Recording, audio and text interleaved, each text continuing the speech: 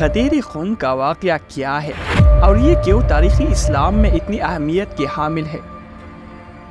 حجۃ الوداع کے موقع پر حضرت علی رضی اللہ تعالیٰ عنہ کیوں یمن گئے تھے اور جب حاضر ہوا تو کیا ہوا؟ آئیے اس واقعے کی تمام تفصیلات اس ویڈیو میں جانتے ہیں۔ واقعہ غدیر تاریخ اسلام کا اہم ترین واقعہ ہے جس میں پیغمبر اسلام صلی اللہ علیہ وسلم نے حجۃ الوداع سے واپسی پر غدیر خم نامی جگہ پر ہجرت کے 10ویں سال 18 ذی الحجہ کے دن حضرت علی رضی اللہ تعالیٰ عنہ کو اپنا جانشین مقرر فرمایا، جس کے بعد تمام بزرگ صحابہ سمیت حاضرین نے حضرت علی رضی اللہ تعالیٰ عنہ کی بیعت کی۔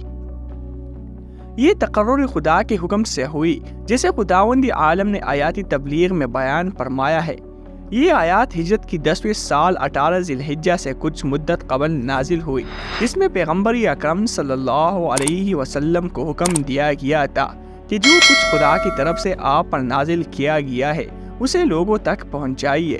اگر ایسا نہ کیا گیا تو گویا آپ نے رسالت کا کوئی کام انجام نہیں دیا۔ اس کے بعد آیات اکمال نازل ہوئی، جس میں خدا نے دین کی تکمیل اور نعمات کی تمامیت کا اعلان کرتے ہوئے دین اسلام کو خدا کا پسندیدہ دین قرار دیا۔ اسی طرح امام علی رضی اللہ تعالیٰ عنہ کے دور سے لے کر موجودہ دور تک کے بہت سے شعراء نے غدیر کے بارے میں اشعار لکھی ہے۔ اس واقعہ اور حدیث غدیر کی سب سے اہم مستندات میں علامہ امینی کی کتاب الغدیر کی کتاب السنہ والادب شامل ہے۔ پیغمبر اکرم صلی اللہ علیہ وسلم اور ائمہ معصومین نے اس دن کو عید قرار دی ہے، اس لیے تمام مسلمان بطور خاص شیعہ اس دن جشن مناتے ہیں۔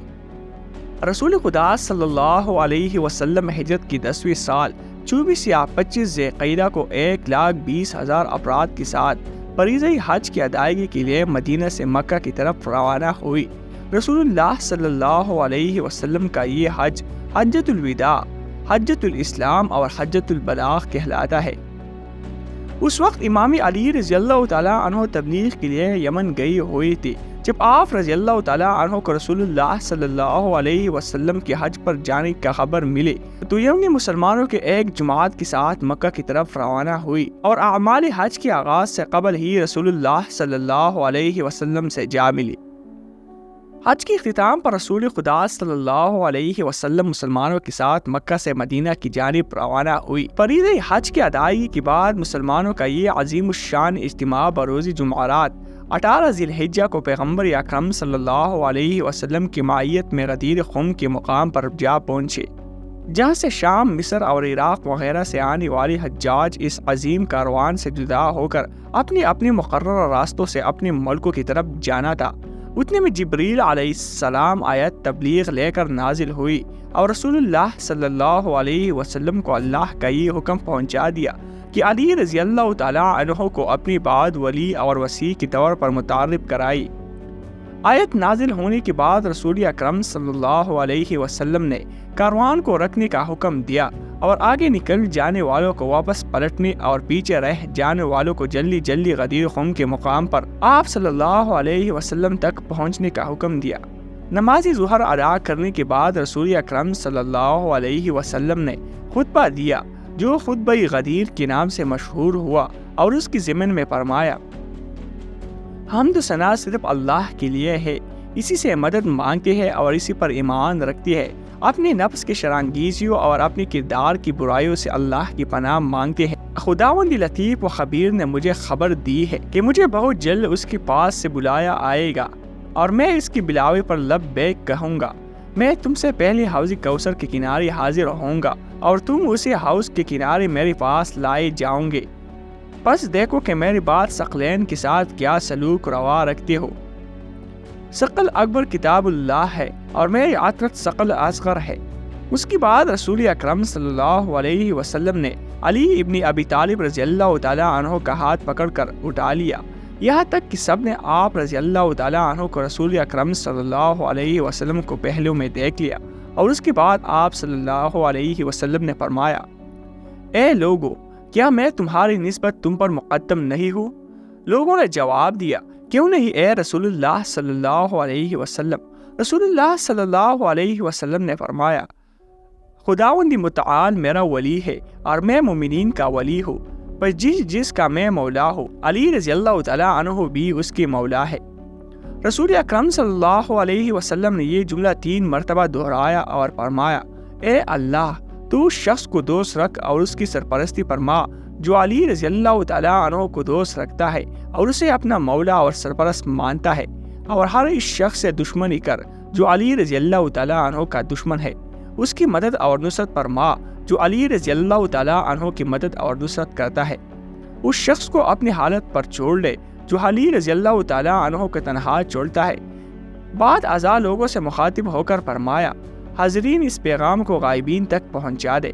ابھی اجتماع منتشر نہیں ہوا تھا کہ جبریل علیہ السلام دوبارہ نازل ہوئی اور خدا کی طرف سے رسول اللہ صلی اللہ علیہ وسلم پر آیت اکمل نازل کر دی، جس میں ارشاد ہوا، آج میں نے تمہارے دین کو کامل کر دیا اور تم پر اپنی نعمت پوری کر دی اور تمہارے لیے اسلام کو بحیثیت دین کی پسند کر لیا۔ اس موقع پر لوگوں نے امیر المؤمنین رضی اللہ تعالیٰ عنہ کو مبارکباد پیش کی۔ ابو بکر اور عمر رضی اللہ تعالیٰ عنہ تبریک و تہنیت کہنے والوں میں پیش تھے اور باقی صحابہ ان کے پیچھے تبریک و تہنیت کہہ رہی تھی۔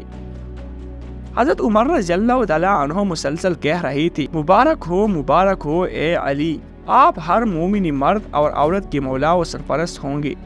مروی ہے کہ رسول اللہ صلی اللہ علیہ وسلم کے حکم پر ایک خیمہ برپا کیا گیا اور آپ صلی اللہ علیہ وسلم نے مسلمانوں کو حکم دیا کہ گروہ در گروہ آ کر علی رضی اللہ تعالیٰ عنہ کا امیر المؤمنین کے عنوان سے سلام کرے، اور حتیٰ کہ ازواج رسول صلی اللہ علیہ وسلم نے بھی اس حکم نبوی کی تعمیل کی۔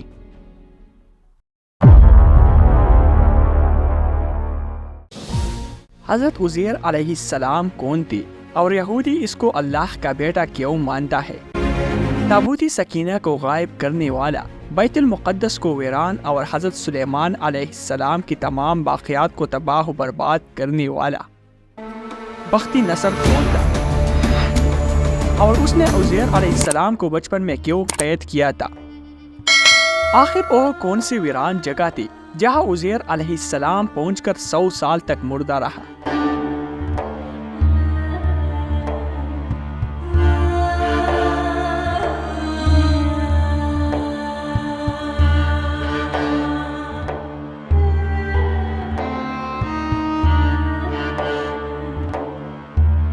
کیا واقعی 100 سال بعد دوبارہ وہ زندہ ہوا؟ فانظر إلى طعامك وشرابك لم يتسنه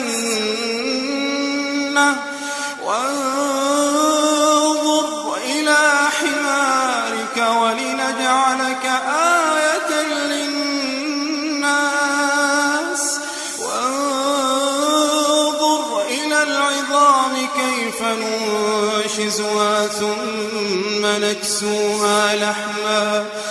اس تمام حکمت سے بڑی بڑی کہانی کے پیچھے حکمت الہی کیا تھا؟ آخر اس کہانی میں اور کون سے اہم حکمت اور راز ہے جو ابھی تک آپ سے چھپائی گئی تھی؟